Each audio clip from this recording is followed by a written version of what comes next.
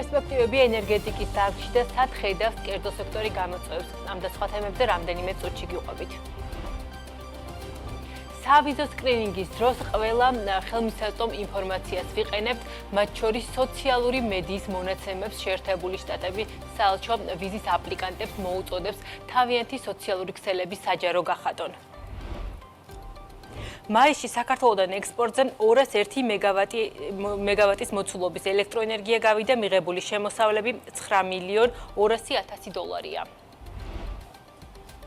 4 თვიანი კლების შემდეგ მაისში ღვინის ექსპორტი გაიზარდა, გასულ თვეში უცხოეთში 26 მილიონი დოლარის ღირებულების ქართული ღვინო გავიდა, ზრდა 83%-ია. ვმუშაობთ თბილისის არსებული აეროპორტის რამდენიმე წლიანი განვითარების გზების იდენტიფიცირებაზე. მარიამ ქრივიშვილი ტავი აეროპორტების მფლობელ ფრანგულ ADP გრუპის ხელმძღვანელს შეხვდა. 21 და 6 სართულიანი შენობები, სკვერი და საფეხმავლო ბულვარი, საქინვესტი თბილისში, აგლაძის ქუჩაზე მულტიფუნქციური კომპლექსის მშენებლობას გეგმავს. მოგესალმებით, საქმის კურსი პირდაპირ ეთერში ბრუნდება. ნენუცა შუბაშვილი ვარ და ეკონომიკისა და ბიზნესის სიახლეების შესახებ გიყვებით. საერთაშორისო გამჭვირვალობა საქართველოში აცხადებენ, რომ კანონი ბიზინა ივანიშვილს ქონების დეკლარირებისგან არ ათავისუფლებს, ასე პასუხობს ორგანიზაცია მის მიერ დღეს გამოქვეყნებული განცხადების საპასუხოდ ქართული ოცნების გაკეთებულ განცხადებას, რომლის მიხედვითაც ბიზინა ივანიშვილს ქონებრივი დეკლარაციის შევსების ვალდებულება არ ჰქონდა. ორგანიზაციაში განმარტავენ, რომ ბიზინა ივანიშვილის დეპუტატად ყოფნა თუნდაც 2 თვეზე ნაკლები დროით არის თანამდებობაზე არჩევა და არა დროებითი ჩანაცვლება იმავე სისტემაში. შესაბამისად, ის არ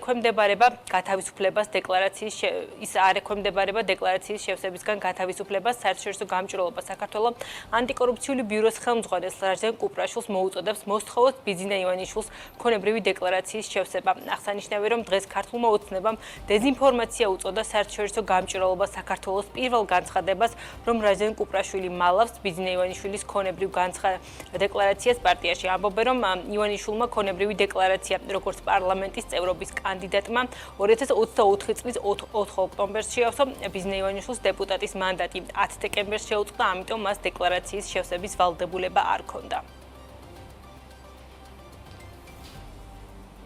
დღეს გალტონტაგარტმა ელექტროენერგიის სექტორის კონფერენცია გამართა. ღონისძიების ფარგლებში საინვესტიციო ბანკმა ახალი კვლევა წარმოადგინა, რომელიც ელექტროენერგიის გენერაციის მოხმარებისა და ფასების ტენდენციებს, ასევე ექსპორტის შესაძლებლობებს და ყველა იმ ძირითად საკითხს მიმოიხილავს, რომელიც სექტორში ინვესტირებისას უნდა იყოს გათვალისწინებული. რა პერსპექტივები არსებობს ენერგეტიკის დარგში და სად ხედავს კერძო სექტორი გამოწვევებს? ელენე გოგბერაშვილი ჩაგვაყენებს საქმის კურსი.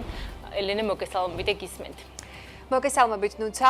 გალტის კვლევის მიხედვით ბოლო წლებში ელექტროსადგურების 93% სახელმწიფოს მხრიდან წახალისების მექანიზმით აშენდა.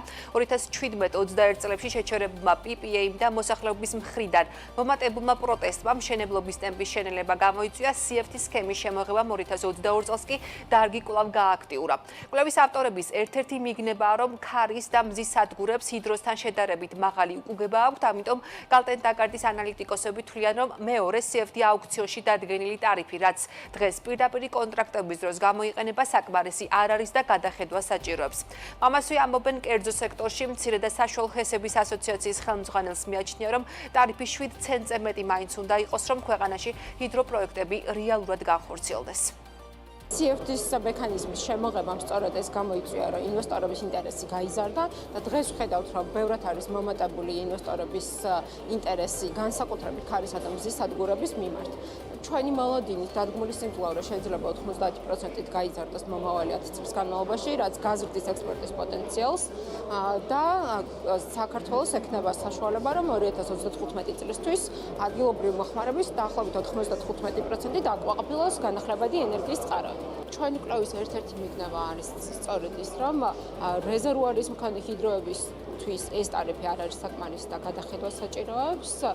დანარჩენ შემთხვევებში ცოტა დაბალი არის ჰიდროსადგურების უკუგება და კარგი იქნებოდა წახალისების მექანიზმის გაზრდა. ქარისადამზის სადგურებისთვის სავსებით საკმარისია და ეს კარგად ჩანს კიდევაც მიმდინარე სამინისტროში შესული განაცხადების რაოდენობაში. დღეის მდგომარეობით 8.8 გიგავატის განაცხადები არის შესული და აქედან უმეტესობა 90% არის ქარისადამზის სადგურები. ეს პირდაპირ ცხადყოფს იმას, რომ ტარიფი აუცილებლად გადასახედი არის ჰიდროს ნაწილში, იმიტომ რომ ფაქტობრივად ყველაფერი გაძვირებული არის. მშენებლობის პერიოდი ყველაზე დიდი გრძელი აქვს ჰიდროენერგეტიკას. ცალსახად ხედავთ, რომ ის 6 და 5 ცენტი ძალიან დაბალი არის. რომ გითხრათ, რომ პირველ აუქციონში რა ტარიფიც იყო, ისიც თითქმის წყიბზე არის, ასე ვთქვათ, და ის ხვარზე არის უკუგების. დაახლოებით 7.2 ცენტი უნდა იყოს ყველაზე ცოტა, რომ ჰიდროენერგეტიკა გახდეს ინვესტორისთვის მიმზიდველი. აუცილებლად ბიუროკრატიის კომპონენტი მინიმუმამდე უნდა დავიყვანოთ, იმისათვის, რომ ინვესტორებს მივცეთ შესაძლებლობა, რაც შეიძლება მოკლე ვადაში, იმიტომ რომ საუბრებში ისინი სწორედ ამაზე ამახვილებენ ყურადღებას, რომ არ შეიძლება ეს პროცესი დაახლოებით წელიწადნახევარი 2 წელი იწერებოდეს. აქ არის საუბარი იმაზე, რომ ნებართვების გაცემა იქნება, ეს კოპინგი იქნება, სკრინინგი იქნება, თუ ყველა ის პროცედურა გარემოს დაცვითი საკითხების, მათ შორის და უფლებების მშენებლობაზე და ასე შემდეგ, ამიტომ ყველაფერი უნდა გავაკეთოთ ჩვენ ქვეყანა, მე ასე ვიტყოდი, იმისათვის, რომ ეს მაჩვენებელი ერთი ფანჯრის პრინციპამდე დავიყვანოთ. დღევანდელი კონფერენციის ერთ-ერთი განხილვის თემა იყო ასევე ენერგეტიკული ბაზრის სამიზნე მოდელის ამოქმედება. ვიცე-პრემიერს დღეს მედიასთან კომენტარი არ გაუკეთებია, შესაბამისად, ჯერ კიდევ უცნობია, რამდენიმე დღეში უკვე 1 ივლისიდან რა რეჟიმში გააგრძელებს ოპერირებას ენერგეტიკული ბირჟა და იქნება თუ არა პლატფორმაზე ვაჭრობა ყველასთვის სავალდებულო. კერძო სექტორს რამდენიმე არგუმენტი აქვს, რის გამოც არ მიაჩნიათ მიზანშეწონილად ბირჟაზე ვაჭრობის სრულყოფილად ამოქმედება. ერთ-ერთი კრიტიკული საკითხი გენერაციის ობიექტებისთვის ბალანსობაზე პასუხისმგებლობაა, რაც მათი შეფასებით ბიზნესისთვის სერიოზული ფინანსური წნეხი შეიძლება გახდეს. ფინანსური მოდელები დათვლილია იმ საბალანსო ელექტროენერგიის ღირებულების კონკრეტული მოცემული ისტორიული მონაცემებით, რომელიც უკვე ჩვენ გვაქვს. შესაბამისად, თუ კი ჩვენ გადავდივართ ბირჟაზე და მაის-ივნისში გვაქვს ამაზე მნიშვნელოვანი ფასები, იმიტომ რომ თუ ჰიდრო მონაწილეობს წარმოქმნაში, იქ ღირებულება შეიძლება ერთი თეთრი და კიდევ უფრო დაბალი იყოს. შესაძლებელი ელექტროენერგიის მოთხოვნა მიწოდების ნაწილში, იმიტომ რომ მიწოდება იქნება ჭარბი მაის-ივნისში გასაგები მიზეზების გამო, მაშინ ეს ფინანსური მოდელები ყველა, ასე ვთქვათ, ბრჭყალებში გაფუჭდება და გვექნება ძალიან სერიოზული პრობლემა პროექტების განვითარებაზე და რეალურად ეს პროექტები ყველა ჩაიშლება. იმპორტზე დამოკიდებული ქვეყანა ვარ და შემოგვაქვს ელექტროენერგია იმ ქვეყნებიდან, სადაც ესეთი ბირჟა არ მოქმედებს. და შესაბამისად მივიღებთ ძალიან უცნაურ მდგომარეობას, როდესაც გვაქვს ჩამკეტად იმპორტი, მაშინ როცა და თუ იმპორტი გექნება ჩამკეტად და ესეთი ბირჟები იქ არ მოქმედებს, მაშინ ფასი იქნება ძალიან ბრტყელი, ეგრეთ წოდებული. ერთ იგივე ფასი იქნება საათებში და ბირჟის არსი და ლოგიკა აღარ იარსებებს, იმიტომ რომ რეალურად ღირებულება ელექტროენერგიის საათების მიხედვით განსხვავებული საერთოდ აღარ გვექნება და მაშინ იგივე ეს მივიღებთ, რაც აქამდე ქონდა. ერთი ყველაზე კრიტიკული გამოწვევა გახლავთ უბალანსობის ნაწილი. ანუ ვინ იქნება პასუხისმგებელი და სერიოზულ ხარჯებზე არის აქ საუბარი. ეს ხარჯები თუ იქნება კერძო სექტორის მხრიდან ასანაზღაურებელი და ზოგადად მოდელები ამას ითვალისწინებს, ეს ავტომატურად ნიშნავს იმას, რომ სერიოზულად გაეზრდებათ კომპანიებს ხარჯი. ამასთანავე პროგნოზირების ნაწილზე, იმიტომ რომ ნახეთ, მონაცემები მოდის მეტეოროლოგიური ცენტრებიდან. თუ მეტეოროლოგიური ცენტრებიდან არ მოხდა სრულფასოვნად ინფორმაციის მიღება, უკვე 20-25%-იანი ცდომილება, 20-25%-იანი ცდომილება ბევრ პრობლემას ქმნის დღესაც კი უჭირთ პროგნოზირება, მაშინ როდესაც ბაზარი არ არის სრულყოფილად გახსნილი. საბოლოო გადაწყვეტილებას მის ასე ვთქვათ, გახსნასთან თუ გადავადებასთან დაკავშირებით იღებს მთავრობა, ჩემს თვალს არსებული ინფორმაციით ჯერ რამე გადაწყვეტილება არ მივიდა, დაველოდოთ რა გადაწყვეტილება იქნება მიღებული. გალტენდაგერტის შეფასებით მთავრობის 10 წლიანი გეგმით გათვალისწინებული 10 გიგავატზე მეტი სიმძლავრის სადგურების ექსპლუატაციაში დროულად შესვლა ნაკლებად სავარაუდოა. ორგანიზაციის პროგნოზით 2025 წლამდე შესაძლოა აშენდეს 1.4 გიგავატი ჰიდრო, 1.5 გიგავატი ქარის, 1 გიგავატი მზის და 0.4 გიგავატის თბოსადგურები. შედეგად ქვეყნის დადგმული სიმძლავრე 90%-ით 9 გიგავატამდე გაიზრდება. საბაზისო სცენარის მიხედვით გალტის ანალიტიკოსები ekspertები ამბობენ, რომ საქართველო გახდება წმინდა ექსპორტიორი 2028 წლიდან და 2035 წლისთვის მოხმარების 95% განახლებადი ენერგიით დააკმაყოფილდება, რა დროსაც ქვეყნის გენერაცია 24,4 ტერავატს მიაღწევს. პესიმისტური სცენარის მიხედვით კი საქართველოს იმპორტი თითქმის მთელი წლის განმავლობაში დასჭირდება. ნუცა. მადლობა ელენე. ეს ელენე გოგბერაშვილი იყო, რომელმაც ენერგეტიკის სექტორში არსებული ტენდენციები გაგვესწრო, ჩვენ კი ვაგრძელებთ გამოშვებას.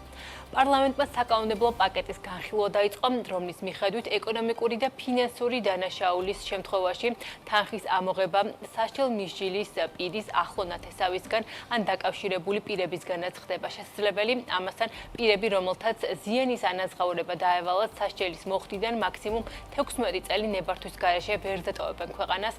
ამასთან კანონპროექტი ითვალისწინებს დაზარალებულსა და დანაშაულის ჩამდენ პირს შორის მორიგების შესაძლებლობასაც, რაც მიყენებული ზიანის სხვა მოცულობით კომპენსირებას გულისხმობს. ცნობისთვის მამუკა დინარაძემ განაცხადა, რომ კანონპროექტი გიორგი ბაჩიაშვილის მიხედვით არის ინსპირირებული.